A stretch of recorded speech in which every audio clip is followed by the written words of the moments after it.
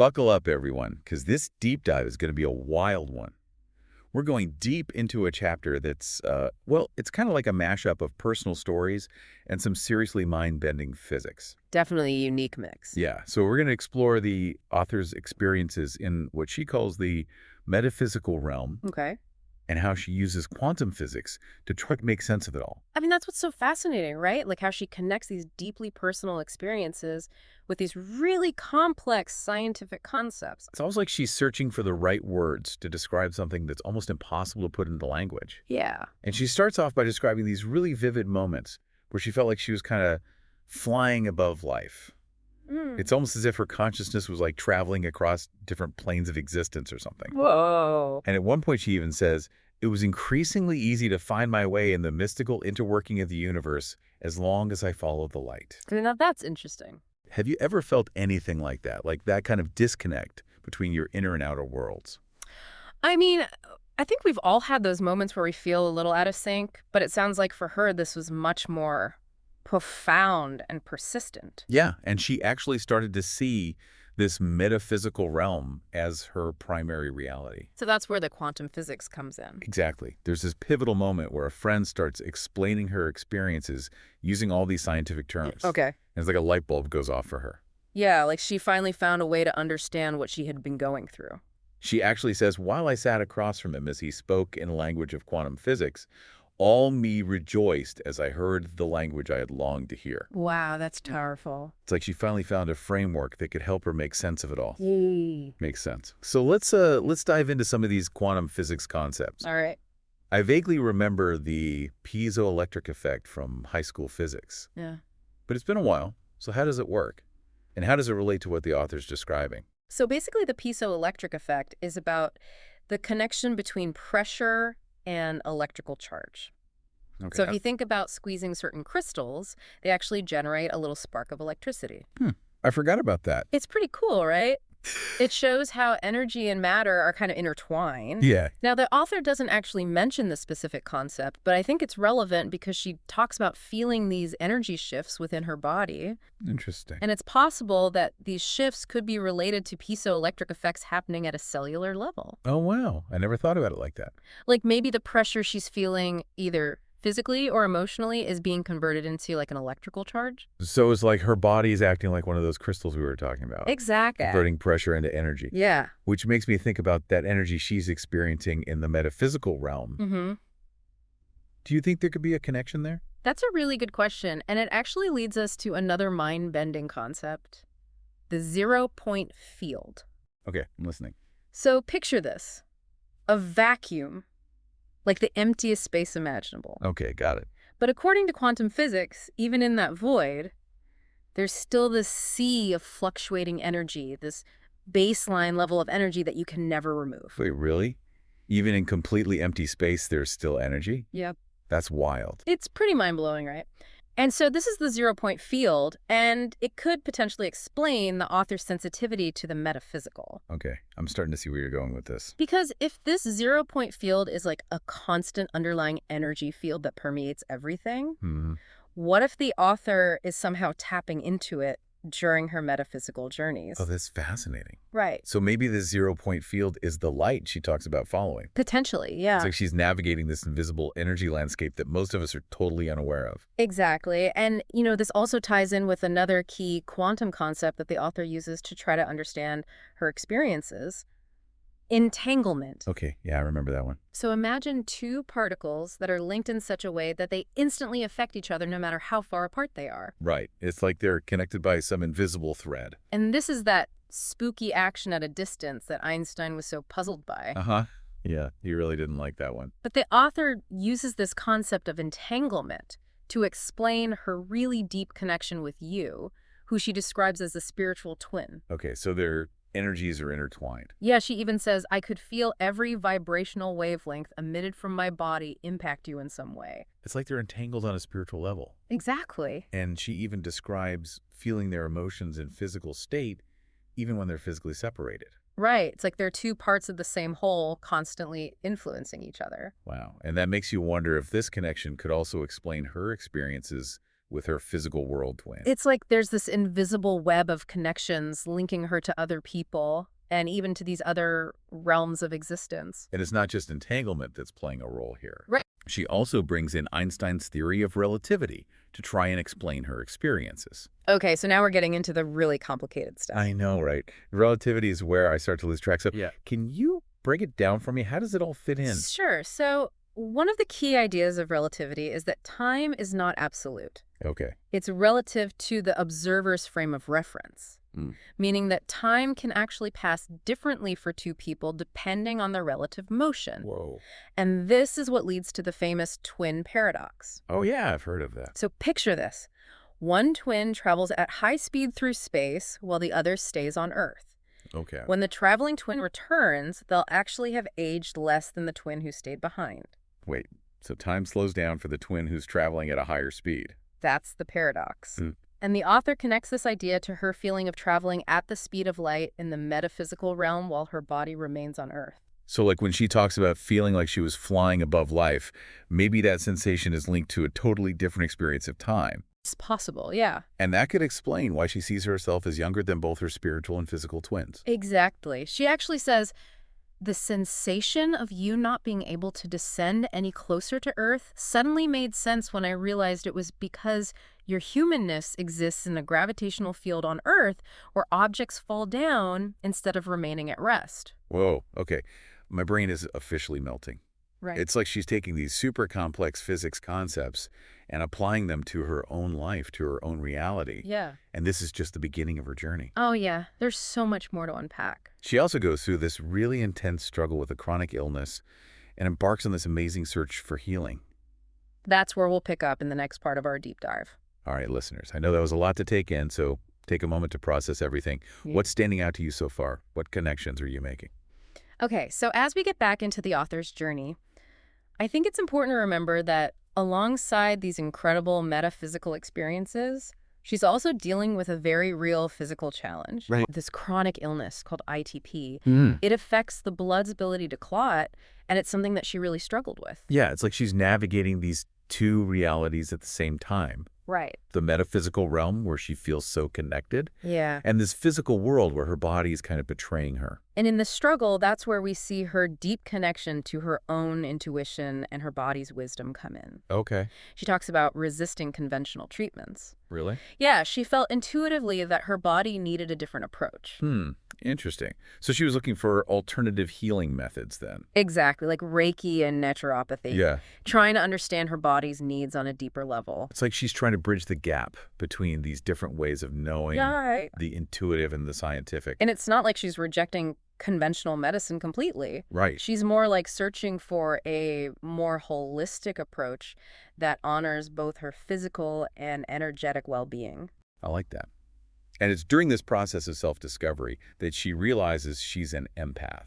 Oh, wow. Someone who's super sensitive to the emotions and energies of others. That must be intense. She even says that accepting this truth about herself was harder than she expected. Why do you think that was? Well, I mean, imagine being constantly bombarded by the emotions and energies of everyone around you. Yeah, that would be overwhelming. It could be debilitating even. Right. Especially for someone like her who's already dealing with these intense metaphysical experiences. Yeah, becoming aware of her empathic nature might have felt like just another layer of complexity on top of everything else. And don't forget, she's also dealing with this chronic illness. Oh, right. So maybe her empathic nature was even amplifying her physical symptoms. Making everything feel even more intense. Exactly. Yeah. So this sensitivity definitely plays a huge role in her healing journey. Yeah, and speaking of healing, there's this beautiful theme that runs throughout the whole chapter. The power of love. Okay, I'm curious to hear more about that. So love emerges as this incredible healing force for her. Mm-hmm. She talks about the pivotal role of you, her spiritual twin, Right. and the angel of love in her journey. Okay. And then there's this really powerful quote where she says, "It was your love that taught my energy that my body was a safe space to stay embodied." Wow, that's amazing. It really highlights the impact that love and connection can have on our well-being. Yeah, our sense of self even. It's like love creates this energetic container, this sense of safety and belonging Yeah, that allows her to feel more grounded in her physical body. I can see that. And it's not just about receiving love either. Right. It's about giving love as well. Exactly. She talks about feeling her own vibrational wavelengths impacting you, even from afar. Like they're energetically intertwined. Yeah, and this constant exchange of energy and emotion. It reminds me of that quantum entanglement concept we were talking about earlier. It all comes back to that, doesn't it? It makes you wonder if entanglement could be the scientific explanation for this deep connection. Yeah. This ability to sense and influence each other's states of being. It's a question that the author leaves us to ponder. And it's not just a question of science either, right? No. It also raises questions about the nature of love itself. Like, what is love on a fundamental level? Yeah, is it just a chemical reaction in the brain? Or is it something more? Something that goes beyond the physical world? Those are some big questions, and I don't think there are any easy answers. Right. But what's so fascinating is that the author's experiences force us to at least consider the possibility that love might be a force that operates on multiple levels of reality, Okay. both physical and metaphysical. Yeah, maybe quantum physics, which we usually think of as being about the really small stuff. Right, the subatomic world. Yeah, maybe it actually holds clues to understanding these larger mysteries. The mysteries of consciousness, Yeah. connection. Yeah. It's a reminder that even when faced with these seemingly impossible challenges, Mhm. even when our bodies are failing us, Yeah. there's still this potential for healing. For growth. Your connections. So powerful. And it's in this part of the chapter where we really see the authors struggle with finding a treatment for ITP. Yeah, she goes through this incredibly challenging process of trying to find something that works for her both within and outside of conventional medicine. And it's here where her inner wisdom really shines through.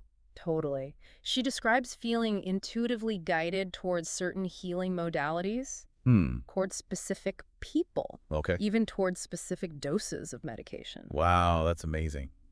She really emphasizes the importance of listening to her body, Yeah. trusting her own inner knowing, Even when it goes against external advice. or conventional wisdom. And through this process of trusting her intuition, she eventually finds a treatment that works for her. Oh, that's great.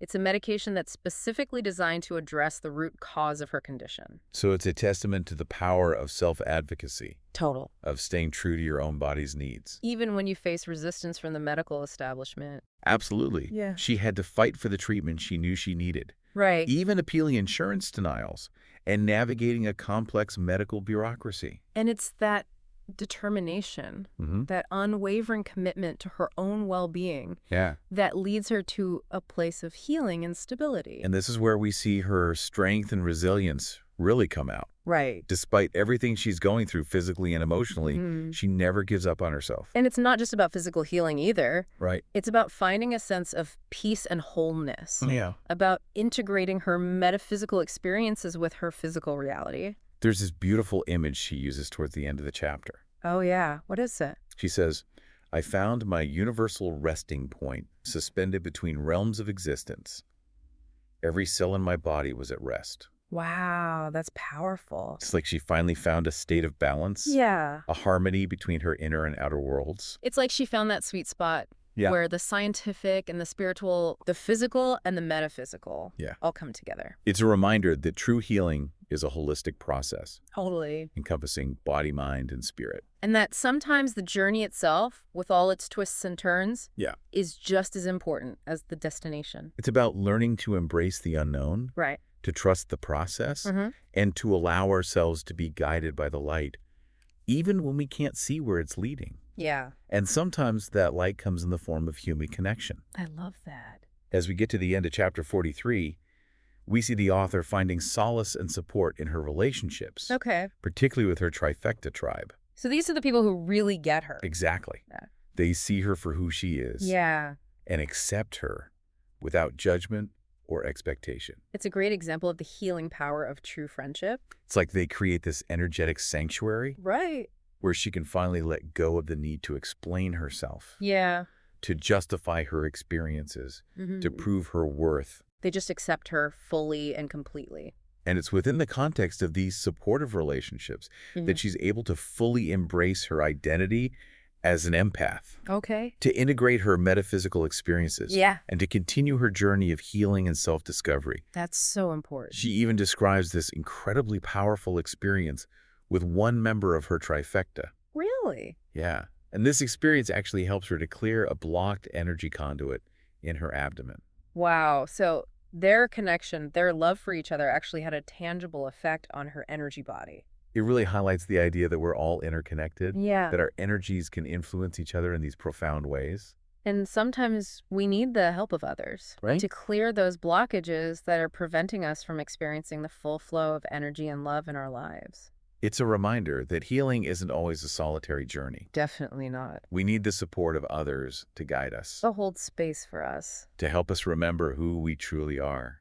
And as the author moves forward, we see her finding a sense of peace and stability in her life. Yeah. She gets a new job that values her skills and supports her well-being. Good for her. She finds a new home that gives her a sense of sanctuary and grounding.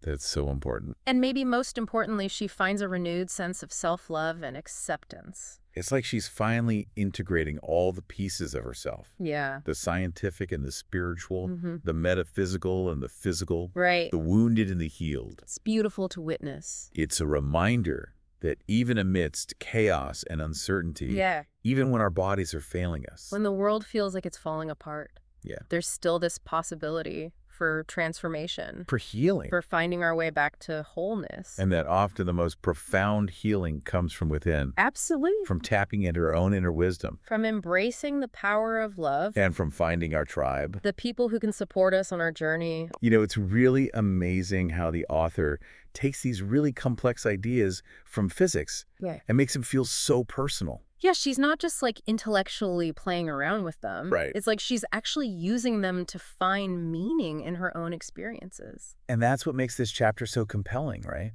Totally. It pushes us to think differently about reality itself. Like, are these quantum concepts just these abstract theories? Right. Or are they actually playing out in ways that we don't even understand yet? It really makes you question what we consider impossible or supernatural. Mm-hmm. Like maybe there's a scientific explanation out there just waiting to be discovered. Yeah. Or maybe our current understanding of science is just too limited. I mean, the author definitely doesn't shy away from those big questions. Yeah, she doesn't. She talks about becoming a multidimensional traveler, Whoa. experiencing astral projection. And she even suggests that she's traveled through space-time. It's like she's exploring the very edges of what we think is possible. She's definitely pushing boundaries, both scientifically and spiritually. For sure. And you know what I appreciate? What's that?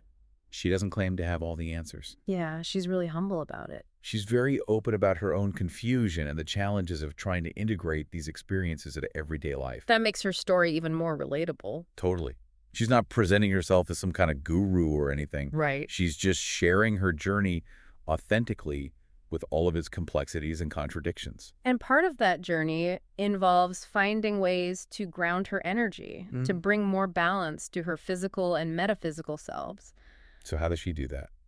Well, she talks about working with a Reiki master to clear blockages and release stagnant energy. Okay, so she's recognizing the need to take care of her energetic body. Yeah, just as much as she takes care of her physical body. It's this really cool blend of ancient healing practices and modern scientific understanding. Exactly. She's drawing on all these different wisdom traditions to figure out what works for her. And it's through this process of energetic healing that she starts to connect with her spiritual guides and ascended masters. Now, this is where things start to get really interesting. I know, right?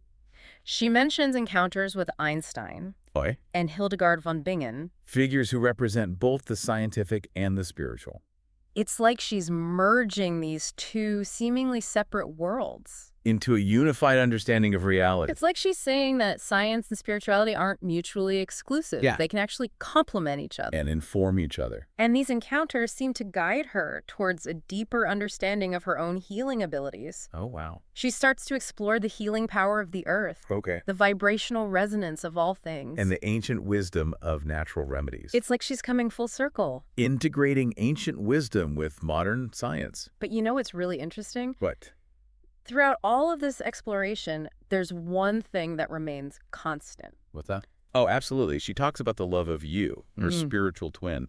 There's this constant source of support and healing. It's this love that helps her stay grounded, to Yeah. find her way back to wholeness. There's this beautiful moment where she describes their connection as a quantum entanglement of the human heart. Oh, I love that. It's like she's suggesting that love itself might operate on a quantum level. Connecting us across time and space.